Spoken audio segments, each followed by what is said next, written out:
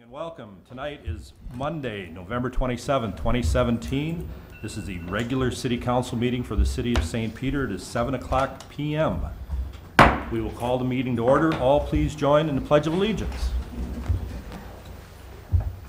I pledge allegiance to the flag of the United States of America and to the republic for which it stands, one nation, under God, indivisible, with liberty and justice for all. Everyone should have a copy of the agenda in front of them. Are there any changes to the agenda? If not, is there a motion for approval? So moved, Mr. Mayor. Second. All in favor of the agenda as presented, please signify by saying aye. Aye. Opposed? Agenda is approved. Next, we have our minutes from our last meeting of November 13th, 2017. Those minutes appear on pages 5 through 8. Are there any changes or correction to those minutes? If not, is there a motion for approval? So moved. Second. All in favor of those minutes from the November 13th meeting, please signify by, who approve, please signify by saying aye. Aye. Opposed? Those minutes are approved. Next, we have minutes from the November 20th, 2017 Finance Committee meeting. Those minutes appear on page 9. Are there any changes or correction to those minutes? There is a correction. The third paragraph down, the last sentence that starts with Brandt indicated his firm, the sentence doesn't go anywhere. Okay. I think it belongs in there. It should be taken out. Okay. Brandt doesn't go anywhere. He just wanders. All right. Is that a motion for approval, John, with that And change? with that change, I'll move approval. Is there a second? Second. All in favor of those minutes as corrected, please signify by saying aye. Aye. Opposed? Those minutes are approved. Next up, we have a public hearing. First public hearing we have is for an assessment of unpaid utility charges. And before we begin, Todd will go over some of the rules, guidelines. Mayor members, you've had the same guidelines now for a couple of years, so I'll make it brief. Typically what we see in these hearings, and as will happen tonight, staff will make a presentation identifying the reason for the hearing, the subject of the hearing, and then we have folks have the opportunity to come and make a presentation, a factual presentation to the council.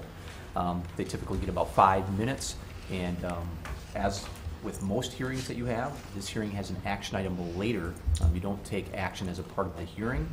The action would come later and is later in your agenda. And we really have 2 hearings tonight. The first one on unpaid utility charge assessments, and then on unpaid miscellaneous charges.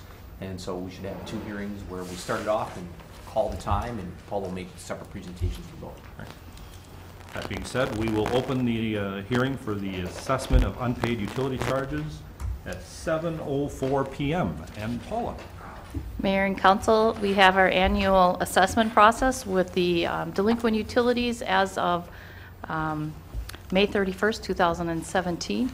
We are proposing to write off or assess, depending on the charges.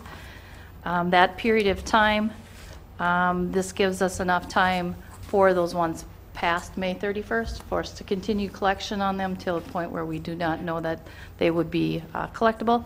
So at this time, when we go through the period of May 31st, we have $14,721.17 in delinquent utility costs. Of that, we are looking at assessing $7,030.53. And the balance would be written off. The written off amount will consist of electric charges that are governed by state statute, that they are not accessible to tenants. There are those with a balance under $10, and then those are the ones that have a bankruptcy status or a death of the occupant. The publications, the notifications to the occupants and owners have all been sent, and so the public hearing tonight is for anybody who has any questions on that. And then, like Todd said, later we'll have some action item. The utilities will be 1 year accessible at the interest rate for all of 2.42. And they will go on taxes for 2018. Questions for Paula? If I at can, this Mr. point. Mayor, we'll just ask Paula to point out, Paula, how do you get 1 year and the interest rate? We have a policy that establishes The that. assessment policy governs that, and it has 1% above the Treasury bills that we could get. And so again, that gives us 1 year assessable amount of $2.42% interest rate. All right, thank you. John? Paula, we're writing off $14,000 of utility charges on total utility budget for the year, charges for the year of multi-millions. Correct. 5 million, 10 million, Closer to 15. 15 million? Yeah. And just to be clear, we were only looking to write off about 7,690. There's about 7,000 that we would assess back to the properties. So that'll be a collectible So status. we're losing out $7,000 of 14 million. I think that's pretty outstanding. I wish I could do that in my business, do that well. We're well under 1% of our sales. All right. Anyone else for Paula at this point? Thank you, Paula. Next, we will go to the public. Is there anyone here that would like to speak on this matter at all? Yay or nay? Seeing no one, we will close this public hearing at 7:07 p.m. Next up, we have the public hearing for assessment of miscellaneous charges, and we will open this public hearing at 7:08 p.m. And Paula. Mayor and council, this action item or public hearing is based on the mostly of prearranged projects that we had for sidewalk, curb and gutter projects. We've worked with the property owners and received waivers of assessments from them. They were in agreement of the amounts that the work was going to take. The additional property that we have is due to services provided by the city for lawn mowing charges. That property is for Don Duos for $660. The assessments amounts will be prorated or allocated according to our assessment policy for the terms in years. So they have a variety of terms based on the dollar amount that the project consisted of. The interest rate, again, would be 1% over that Treasury bill that would be invested. And again, they would have a various interest rate that's applicable, which is shown in our exhibit on page 32. The taxes collectible, or the assessment collectible, will be for 2018 start year. And in this situation, as well as the prior assessments, if property owners want to come and pay them interest-free, they can do that in the next 30 days. All right. Questions? Steve? I guess, I could address this to both Mr. Prathke and you, Paula. Is there a particular reason why we have to, on these accessible improvements and miscellaneous charges, that we need to publicly display the names? And I can only speak from my own experience. If people in the audience aren't listening carefully, they may think that someone is delinquent. And in my case, a year ago, I didn't understand that my name would be published, and I was embarrassed because I thought, well, it looks like I'm being a slug. And so as soon as the council meeting was over with, I called Paul up and I paid it the next day.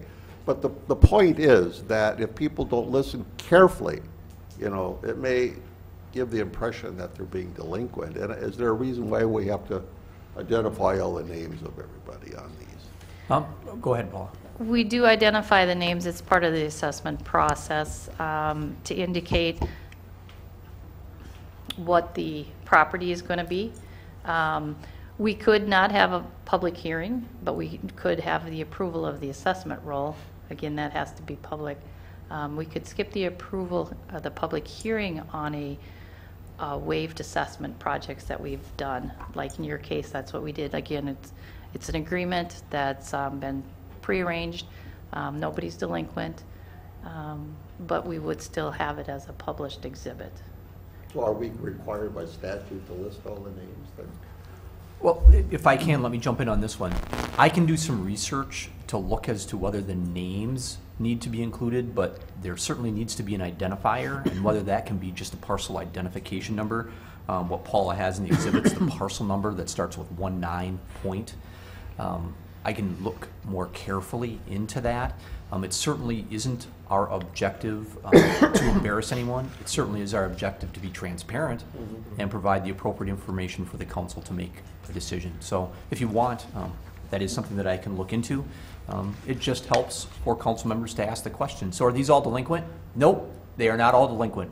All of these, save one on this list, are folks that have had a prearranged agreement for some improvement. Maybe it's curb and gutter or a sidewalk repair or something like that on their property, and have agreed to an assessment. It does not indicate a delinquency. Okay. All right, thank you. And being in my profession, I always like double checks. Having the two identifiers in there really has a clear, defined idea, because if we had a transposed number, it just convolutes things when we're trying to get it down. Okay. Thank you. John? In all of these cases, work was being done, and the contractors were paid with city funds, and the property owners are paying the city back. So in effect, the city is loaning the money. If we're going to be loaning public money to people, that should be a public record. I mean, there's nothing good or bad about it. We make EDA loans to people, and we make public who we're loaning the money to, and they pay it back. It's really no different than a public loan, a loan of public money. Yeah, I guess I never thought about it that way, John. You've got a valid point. Thanks. Anyone else? Questions for Paul at this point? Paula will be back a little bit later. Anything, if he has anything else? All right, thank you, Paula. Next, we will open up it again to the public comment. Is there anyone that would like to speak on this public hearing? If you would, come forward. And after you're seated, if you would tell us your name and address, and we will go from there. Hello, Mayor and Council. My name is Joshua Moody, and I live at 317 West Locust Street. And now that I've been to this hearing, I'm not sure that this is the right forum for this, but I will proceed. As long as you're here. I am one of the people, my wife and I, that were part of this curb assessment thing. And the way that it was pitched to us was that it was a requirement by the city because the street was going to be redone, and we had to repave, or we had to redo the curb and gutter in front of our house. And then we find out that that's not the case because nobody else on our block had their curb and gutter replaced, even though some of their curbs are in far worse disrepair than ours were. And so I was coming here to question whether or not I should have to pay for something that was presented as mandatory when it wasn't.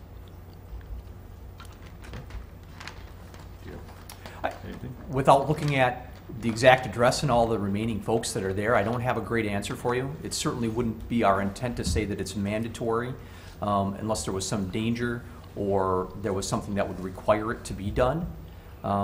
So that's something that I will have to check back in the records. It's certainly not our hope to present it in that way if it wasn't mandatory. I do know that we do go through areas where there are, and you said yours was a curb? Yeah. A curb area.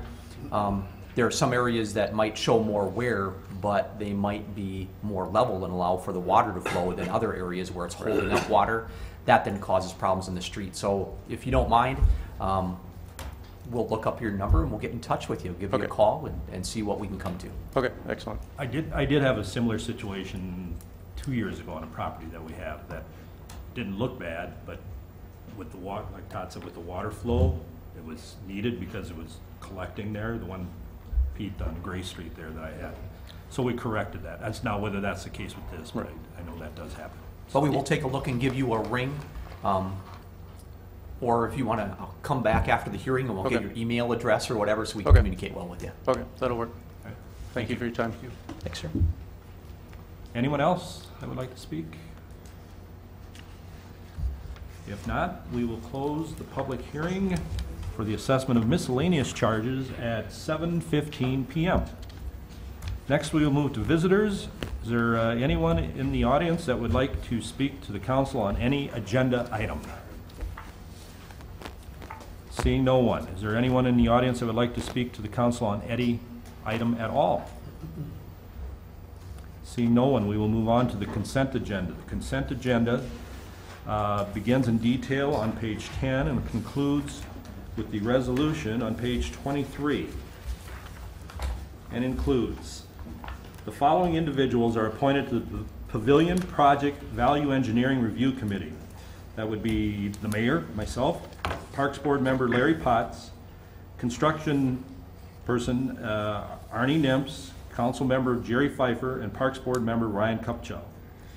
And then plus the following list, or plus the list of disbursements for November 10th, 2017 through November 21st, 2017. Are there any questions or comments about the consent agenda? Could you talk a little bit about this new committee? This new committee is going to be meeting hopefully soon, and what we will be doing is taking a look at the engineering, the architectural plans, and basically evaluating where we're going to get the most bang for the buck. As far as, you know, the latest estimates came in at 1.2 million, which is up quite a bit from our, 6 years ago, 5 years ago. But we will be looking at that with the architectural firm. I don't, Mr. Moulton, who else was included in that? Is it just him? Do you know? Yeah, maybe you don't know. So, okay. But anyway, that's what we will be doing. We'll be looking at that, alternatives, other ways maybe that we can do something without expending $1.2 million and still having the same structural integrity and appearance that we may be able to gain by spending less money doing it. Steve?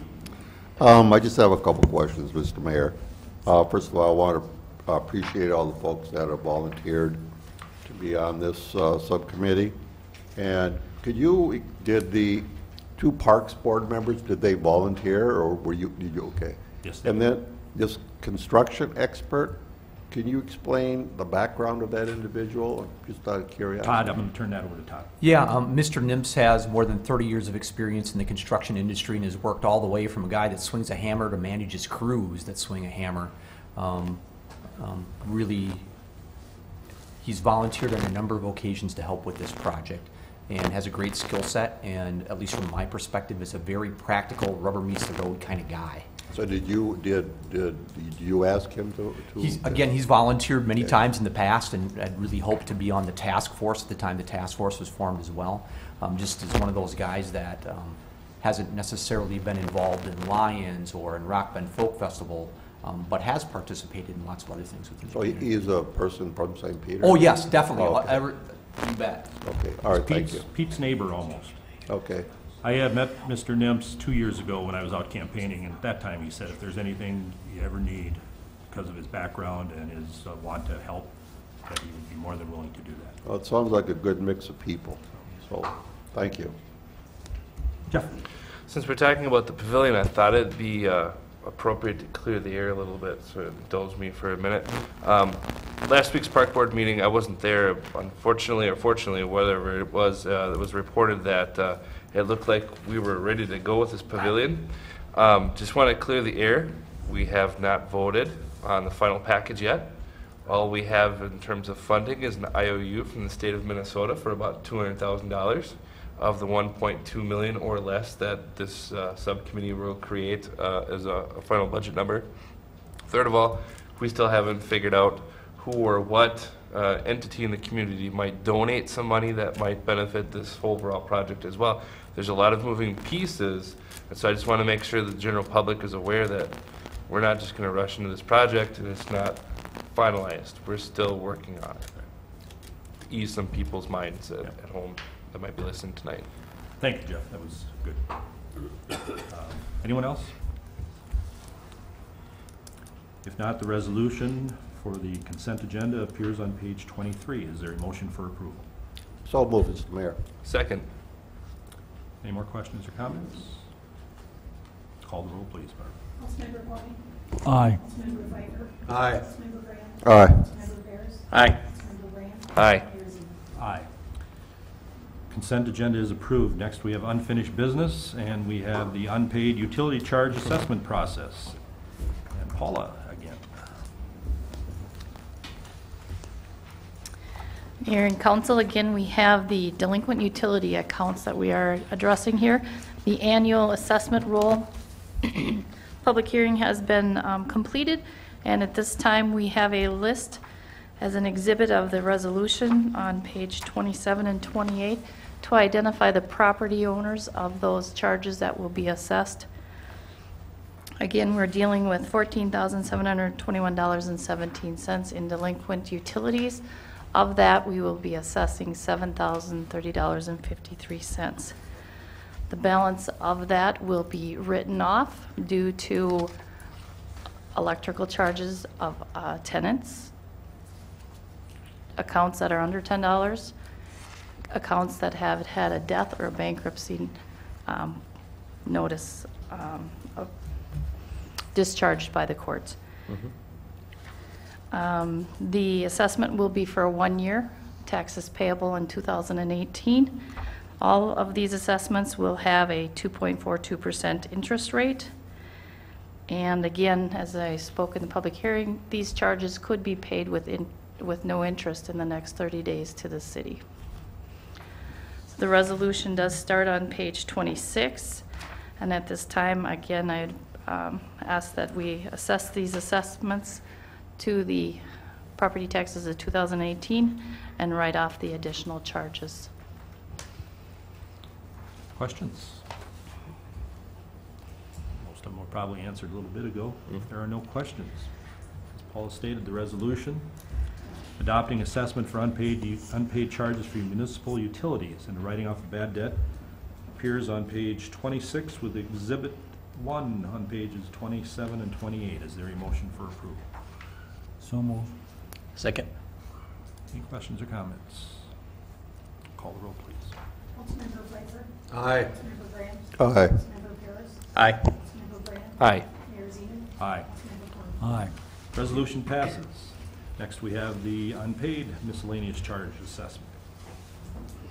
Again, Mayor and Council, these list of assessments are mainly planned out projects that we have worked with property owners to make improvements to their property, most being sidewalk or curb and gutter. We do have one property that is being assessed for services provided by the city for lawn mowing. This is for $660 to the Don Duos property. The assessment policy allows for a 1% interest rate over the treasury bill. And so there's a variety of interest rates identified on page 32 of the Exhibit A, as well as our assessment policy allows for different terms.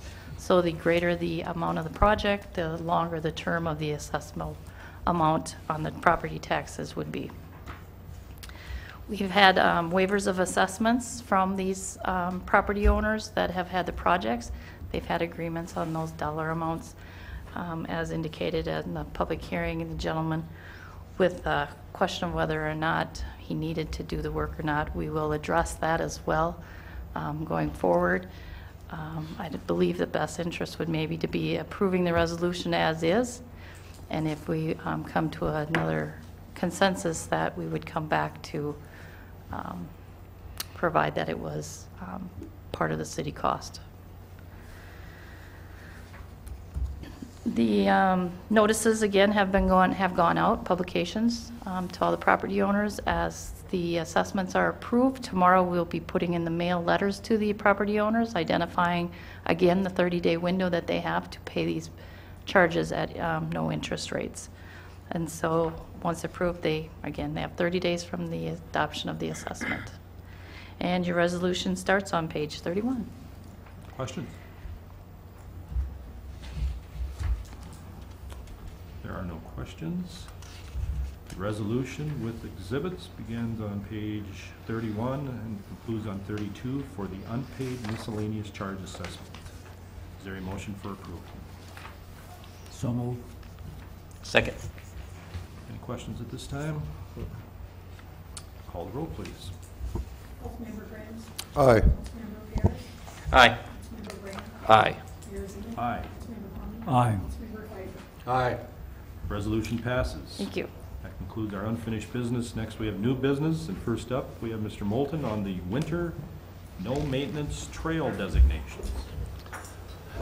Mayor Zeman and City Council, a couple of years ago, you guys sat here and we talked about trails and what we were going to maintain and how we would maintain those, and we're here again this year, every 2-year cycle, and talking about trails again. We've added quite a bit of mileage over the last couple of years, and so we thought we'd bring you up to date on where we're at. On page 33 and 37, it kind of gives you a list of the areas that we would propose not to maintain. A lot of these trails do have adjacent sidewalks or trails that people can use. Our idea along some of these routes would be just to maintain the one side. We have found through our observation that many of these trails get shut down during the winter due to lack of use. Snow blows in quite heavily on some of these trails, and so strategically we've picked the side that is a little easier and quicker for us to maintain without as much labor and effort. One of the biggest changes that you'll see here is that at the school grounds, we've added quite a bit of trails in the new Community Spirit Park, and we're proposing some routes here where the city would work in conjunction with the school and maintain those routes to get you all the way from the north end on Meridian, along the east side of the soccer, football fields, adjacent to the baseball fields to the school if you're coming from the Meridian area, and or along Broadway Avenue. The city will be maintaining the area along the highway, which previously was closed, and so we've taken into consideration the maintenance there. That will go all the way through the roundabout along the old Gardner Road, Jefferson Avenue as we call it now, all the way down to the south I should say the West Gustavus entrance on the south side of the campus along Jefferson Avenue. So there's quite a bit more mileage there for us to maintain. The council has been gracious to give us equipment to maintain that, and so the crews feel that they can handle that without too much more difficulties. We did take into consideration one other area that we removed from the no maintenance area, and that was at Gorman Park, starting at the intersection of College and Grace and Washington. We're going to keep that middle sidewalk open. Previously that was closed. However, we saw a lot of the high school foot traffic, and an observation was the kids cut across there. Even though the sidewalk was maintained along Washington, they still like to use that route between the trees and by the playground. So we're going to maintain both areas there to accommodate a lot of the activities that come here to the community center to make things happen. I have a resolution for you on page number 36 and 38. Again, I apologize for 37 getting in the wrong spot here, but nonetheless, 36 and 38 is the resolution I would like you to pass. That would cover the 17 and 18 winter along with the 18 and 19 winter. Again, if construction requires that we come back to council next fall at this time, we certainly will do so if we see a major event there. Otherwise, you should assume that the trail will be maintained. Questions? Roger. For this new area that we're doing, Yes. mainly going towards the top of the screen, Yes. are we going to kind of evaluate that to see if it does get used? Right. All of our observation this fall shows quite a bit of foot traffic going to the north after school. Now that may change once winter Right. comes about. It is rather high there. We don't think there'll be a lot of snow buildup on there, so there may be fairly low maintenance, but we certainly will be observing that. And with the old high school becoming middle school, we might see a change in Traffic there as well. Yeah. Yep. Okay. Anyone else? If not, the resolution establishing no winter maintenance trails and sidewalks for the winters of 2017-18 and 2018-19 begins on page 36. Is there a motion for approval? So move, Mr. Mayor. Second. Any more questions or comments? Call the roll, please. Councilmember Paris. Aye. Councilmember Brand. Aye. Mayor Zeman. Aye. Councilmember Coleman. Aye. Councilmember Pfeiffer. Aye. Councilmember Graham. Aye. Resolution passes. Thank you. Thank you, Pete. Next up, we have the LRIP application sponsor fiscal agent. Mayor members, this is a project and an application that we've talked about for quite some time on Township Road 361. I'll put up a map here that shows where that is relative to the high school. We have previous agreements with Oshawa Township and with Traverse Townships related to the maintenance on this roadway as a precursor to the LRIP application. Both of those townships have agreed and are happy, I think, really happy to have you be the fiscal agent and to really help sponsor and manage the grant application going forward. It might be important for you to note that there are 2 subsets of the LRIP application funding process. One of those subsets relates to just cities and one relates to townships. And the township dollars are bigger, and this is a big project, so we're applying under the township auspices. And Pete and I have visited with the manager from DOT that reviews these application packets and really strongly believe this has the greatest opportunity for you. You've got a number of entities that are cooperating on this, not just the city, not just the 2 townships, but it's the school district and it's also the county who has roadways on both ends of this project, and there'd have to be some modification at the north end to support any project that moves forward. So again, our request is for you to authorize the City of St. Peter to serve as the sponsor and the fiscal agent on behalf of the townships for the LRIP grant application. If we do receive funding, we would know that February-ish, give or take a little bit, and then we'd have to figure out where we're at relative to resources and timeline and all the cooperative efforts that are necessary to make a project go forward. This is very similar to the project that you did on what was then called Gardner Road, but is now Jefferson. And so that's the same process we're looking for you to approve tonight. LRPI, sorry I didn't mention it earlier, is Local Road Improvement Program of the State of Minnesota. So for those that didn't know. Questions? Steve? I have 2, Mr. Pratsky. How long is this road? Do you know? It's about 3/4 of a mile, and then if you get much more complicated here, I'll ask Jeff or Pete to answer the question. No, the other one is, have they come up with a real rough estimate as what it would possibly cost for curb and gutter and bituminous and the whole thing? Yeah, Jeff, if you wouldn't mind, and Pete, can I put you on the spot for that one, if you wouldn't mind coming up a little bit? And it's okay, we're still in the early process for this. And we are applying for the maximum amount of dollars that are available, which is $1.5 million through the LRIP project program. Yeah, applications are due here this Friday, so that's why I want to consider this resolution here tonight. But the amount that we're requesting LRIP financing for is about $1.4 million. As Todd mentioned, we have the ability to ask for about $1.5 million. Our project isn't that big, but overall, we have to purchase right away. There's engineering involved, so by the time everything's said and done, you could be approaching, 1.6 million. So does that include then drainage and all of that, like a typical city street? That would be. Yeah, this one with the curb and gutter, there would be some drainage, some storm sewer improvements, and then we're also looking at, including with this package, this funding package, storm sewer improvements along the east side of the roadway, that portion that's currently now ditch or county ditch along there. So it'd be the typical width of any of our city streets then, or? It'd be similar to what the Washington Avenue link is, a 40-foot, yep. All right. Well, thanks. Thank you. Roger? Are we talking sidewalk or trail or neither along this? Go ahead, Jeff. Yes, we were, the transportation, moving people from point A to point B is real important as part of these LRIP applications. They score very well. So as part of this improvement, we propose to include trail, at least along the easterly side of the roadway, tying into that school trail system, and then extending that to the north. I wanted to go back and show you we do have trail along the provision with the school property and along Community Spirit Park, and it's meant to tie in and go all the way to the north.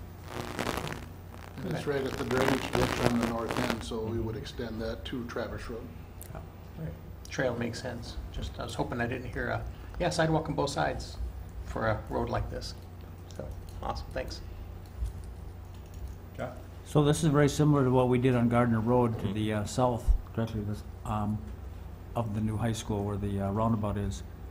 In that project, we also, our resources ran short of what our expenses were, what our needs were. In that project, they did run short. We're applying for a different level of funding this time. As Jeff indicated, LRIP dollars can be used for lots of things, but they would not cover engineering, and they would not likely cover the right-of-way acquisition. We don't expect that to be substantial, but we do expect there to be costs related to both of those things. And so those we'll have to short- figure that out if we get the dollars. Those shortages would not be made up by either of the two townships, would not be made up by the county, would not be made up by the school district, would in fact come from, the city would find the money somewhere.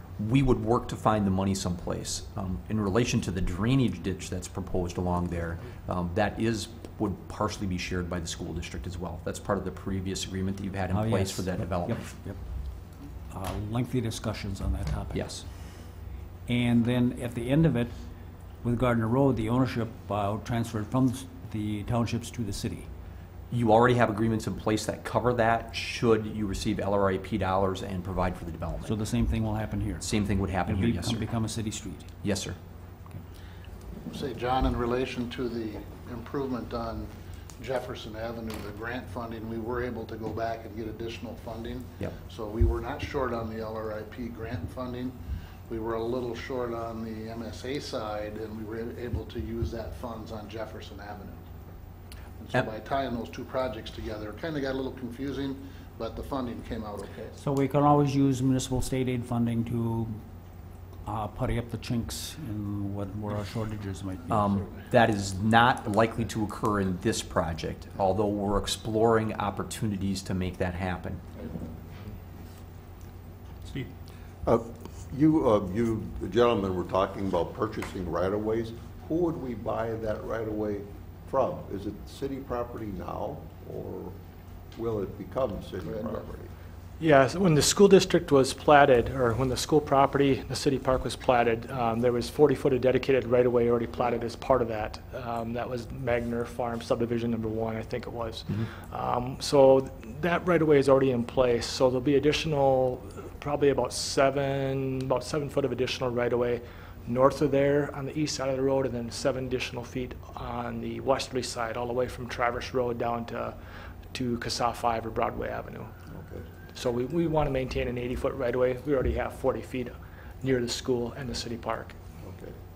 Again, not dissimilar from what we saw on Gardner Road, and as you might recall, we had a lot of extra work to do in relation to the Gardner Road project due to some of that land being in a land trust. Okay, thanks. Gardner Road, or Jefferson Avenue now, does not have curb and gutter running the whole distance. Are we planning a similar type of situation here? This is all curb and gutter? Yes. Okay. It's That's more important for the drainage Yeah. to have Right. it designed this way. Okay. Any other questions? If not, the resolution approving city serving as sponsor and fiscal agent for submission of a grant application for funding through the Local Road Improvement Program appears on page 41. Is there a motion for approval? I'll make that motion, Mr. Mayor. Second. Any other questions or comments? Call the roll, please. Councilmember Brand. Aye. Mayor Zeman. Aye. Councilmember Long. Aye. Councilmember Pfeiffer. Aye. Councilmember Graham. Aye. Councilmember Harris. Aye. Resolution passes. Thank you, gentlemen. Thanks, guys. Next up, we have the legal services contract for 2018 and 2019. Mayor, members, as you're aware, as you saw earlier with the minutes that you approved, the Finance Committee has met and is recommending a legal services contract with the Brent Law Firm for the 2018 and the 2019 year. It's been the last couple of cycles that you've done 2-year agreements rather than just 1-year agreement. In anticipation of that, the Finance Committee took action. The contract provides for about a $5 increase for both the city attorney and the assistant city attorneys. And that change, that modification does fall within the budget amount certainly that we have for the 2018 year. I'm happy to answer any questions. The contract is substantially similar to what you've seen over the last number of cycles. And the Brent Law Firm has provided you very good service. Your police chief is very happy with the service that you receive from a prosecutory side, and Jim and his team does excellent work on general counsel and land use kind of things for you, and so we're happy to continue to have them work for you. Okay. Questions? And the Finance Committee, Councilmember Carlin and I were enthusiastic in our endorsement of Jim Brand in his office. and the results they provided for the city. I was there. That was very true, and the other two gentlemen, Mr. Lucas and Mr. Green, were also there, and glad that they showed up to express their interest. Any other comments, questions? If not, the resolution approving execution of the 2018-2019 legal services contract appears on page 49. Is there a motion for approval? So moved. Second. Any other comments or questions? Call the roll, please. Mayor Zeman. Aye. Councilmember Wong. Aye. Councilmember Pfeiffer. Aye. Councilmember Graham. Aye. Councilmember Harris. Aye. Councilmember Brady. Aye. Resolution passes. That concludes our new business. Next up, we have reports. I don't have any reports. I have a question that I should have asked maybe. Do we have any official word on the bridge? 99, Highway 9, nothing official? Nothing official? Okay. Unofficial. I just was curious. Watch Facebook. As soon as we know something, we'll splash it out there. If I'm not on Facebook, just go down there. Just and- give me a call. Yeah, just go down there and Yeah, look. drive through. All right. Just drive through. Yeah. All right. Get the plow. Whatever you have for free corridor road rides. All right, Mayor and members, I do want to mention that MRVT is providing free corridor transit route rides. So this is from Le Sueur to St. Peter to Mankato and back again, and we do that 5 or 6 times a day. And so on December 4th, the 7th, the 9th, 18th, and 21st. So it's Monday, Thursday, Saturday, Monday, Thursday. We really think that if you are interested in utilizing it, you call and make a reservation in advance because we think we'll have a lot of people there, especially a number of the folks that have used it in the past who need the wheelchair secure, the scooter secure. We only have 2 of those on the bus at a time, so the folks that reserve get priority than folks that have just arrived at the stop. So we really want to encourage the use of that and for people to give it a try. There are a number of great locations that we stop at within Le Sueur and St. Peter and a couple different locations in St. Peter or in Mankato. And now it's a great time to give it a ride, right? It's free. Give it a ride. So you get picked up at Family Fresh, Yep. and your choices in Mankato are? I'll let Paula answer the choices. We have some great ones, and in fact, we do treat this like a deviated route system. So as long as you're along that route within a block or 2, we can deviate from the exact location a couple blocks. And I think that's really handy, especially as we get into the colder months, and we get people that might be disabled and have assist in their mobility to get them a little bit closer if we can. So, Paul? Our main stop in Mankato is at the hospital, for the clinics in the hospital there. But we do have time, once we stop there, to allow for stops at the River Hills Mall, OFC. Again, encourage anybody to call and suggest where they want to go to see if we can accommodate, because if we can accommodate, that's also a good record to keep for us to know what we want to do in the future. So. Those sites were determined based on survey information that we derive from potential users of your system. The stop at the hospital, are we picking people up and bringing them over to River's Edge? Is that what we're doing? No, I don't think that's happening, but. But you might, we do have people that go both ways. And we have had people that have got on in Mankato and come this direction and then gone back home towards Mankato. So it does, the bus really does go both ways. Any other questions of Paula while she's there? And at those destinations, Mankato has public transit available from there to navigate Mankato. Right, and our dispatcher should be able to facilitate that to help them know where they can get on and what it's going to cost and things like that too, so they'd be able to get additional information to make where their destination they want to get to. Steve? I've been a user of the transit for many years, as people know, and I've used the corridor bus, and it's a great service. So every Thursday, I look on the internet to see what movies are coming, and that's how I plan my movie schedule. There you go. So, yeah. Anyone else? You have anything else? That's all I have, Mr. Mayor. All right. Anyone else have anything to add? Jeff? Let's see here. On the 15th and 16th of November, I attended the Coalition of Greater Minnesota Cities Fall meeting. We set an agenda. Incidentally, this year, one of the big items of to report back that we're going to be working at the Capitol on is childcare. There are now 94 cities associated with the Coalition of Greater Minnesota Cities, and we're finding childcare to be an issue, not just a St. Peter issue, but it's across the board in a lot of different cities across the state of Minnesota. It's a good problem to have. That means there's a lot of young people having children in a community. It's just the challenge is, where do you find good quality childcare at an affordable price? So that's becoming the challenge that the coalition is going to grapple with, and maybe partner with some other organizations at the Capitol this year. There was a legislative forum with a couple of different legislators on both the Senate and House side of things. There was talk about bonding at the Capitol for this year. Being a bonding year is coming up. Even though they spent over $1 billion with a B last year at the Capitol, there is talk of spending an additional between $800 million and $1.5 billion at the Capitol this year. And so there's a lot of projects in the pipeline. Of course, a lot of them are going to be heavily on the transportation side. There is wastewater, water, utilities discussion as well, because a lot of cities are grappling with new wastewater requirements with the state of Minnesota, with phosphorus and different things like that. And so the coalition is taking the approach that we still want to work on LGA, because that's also important for a lot of the cities in the state of Minnesota. That's all I have to report for right now.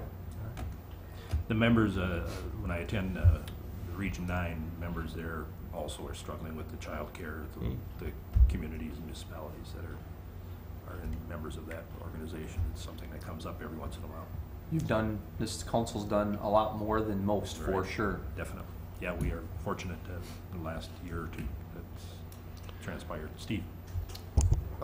Relative to what Mr. Brandt said, I've just got a question, Todd. You know, the city, we're paying back our own bonds for our wastewater system. Correct. And if the legislature funds improvements for other cities, do they have to pay that back to the state or not? I wish I could give you an easy answer for that. It will all depend on the nature of the programs. And it is also true that the city of St. Peter receives some grant money for some of those projects as well. It will depend on the mix and how they assemble it. My belief is that grant dollars are continuing to get more difficult to come by with any of these projects, and especially in smaller communities, these projects continue to be a big challenge because, frankly, these types of infrastructures cost an unbelievable amount of money, and you need some critical mass to really help make it go, as folks in town here know through their utility bills that they pay. So it'll be interesting to see what transpires in the future. As we've talked about at previous meetings, there are some communities that aren't allowed to build new houses or allow new businesses to come into town because they don't have the infrastructure to support them. You do. And so we've been early adopters in many instances, and I think overall that's provided you greater opportunity for those grant dollars. And in some instances used newer technology that has also brought additional grant dollars to you. And I think that's paid off for you. But it is a struggle throughout the state of Minnesota, and we're better positioned than just about anyone I can think of that's on that coalition list. Thank you. True, very true. Yep. All right. Anyone else? Comments? If not, is there a motion to adjourn? So moved, Mr. Mayor. Second. All in favor of adjournment, please signify by saying aye. Aye. Opposed? We are adjourned.